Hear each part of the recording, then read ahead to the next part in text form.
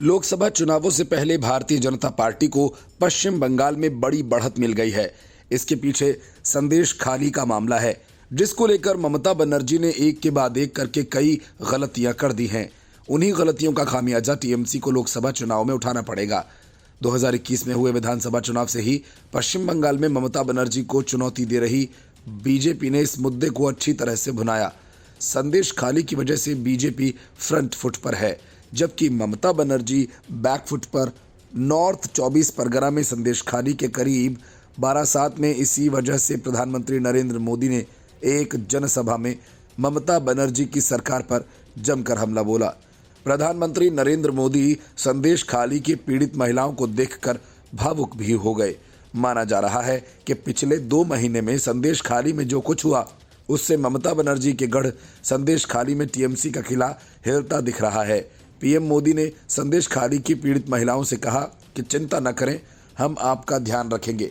PM ने ममता बनर्जी सरकार पर केंद्र सरकार की योजनाओं को राज्य में लागू न होने देने का आरोप लगाते हुए कहा कि महिला सुरक्षा, बेटी बचाओ बेटी पढ़ाओ, उज्ज्वला योजना, सस्ता सिलेंडर योजना भी यहां लागू नहीं हुई।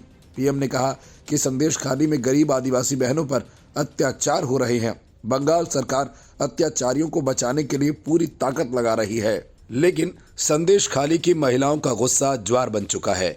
टीएमसी के माफिया राज को ध्वस्त करने के लिए बंगाल की नारी शक्ति निकल चुकी है। संदेश खाली में टीएमसी नेता शाहजहां शेख का काफी दबदबा है। उसके खिलाफ विभिन्न अपराधों में 45 मामले दर्ज हैं। उस पर राशन घोटाला का आरोप भी लगा था। 5 जनवरी को ईडी की टीम छापेमारी के लिए जब शाहजहां के घर पहुंची तो टीम पर हमला कर दिया गया। हमले के बाद शाहजहां शेख फरार हो गया। इस बीच शाहजहां शेख के फरार होने के बाद कई महिलाएं सामने आई और उस जमीन को हड़पने और उत्पीड़न का आरोप लगाया। इसे लेकर बवाल बढ़ता गया। बीजेपी इस मुद्दे पर प्रदर्शन करती रही। महिलाओं के उत्पीड़न का मामला बढ़ता गया तो 55 दिन बाद शाहजहां शेख को गिरफ्तार किया गया।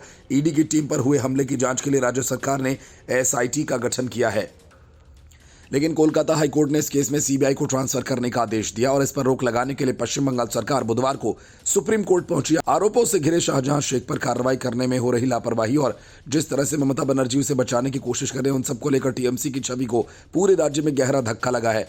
पीड़ित महिलाओं के अंदर टीएमसी के खिलाफ गुस्सा नजर आ रहा है। बताया जा रहा है कि ममता बनर्जी की एक खास वर्ग के वोट बैंक की वजह से शाहजहां शेख पर ठोस कार्रवाई करने से बच रही हैं। पश्चिम बंगाल में लोकसभा की 42 सीटें, जिसमें 18 बीजेपी के पास है, जबकि 22 सीट टीएमसी और 2 सीट पर कांग्रेस का कब्जा है। बीजेपी ने 2014 के लोकसभा चुनाव में पश्चिम बंगाल के अंदर सिर्फ 2 सीटों पर जीत दर्ज की थी, जबकि 2019 में 16 सीटों का फायदा हुआ। अब जबकि संदेश खाली ने टीएमसी को बैकफुट पर ला दिया, तो माना जा रहा है कि बीजेपी इस चुनाव में टीएमसी का किला पूरी तरह से हिला सकती है।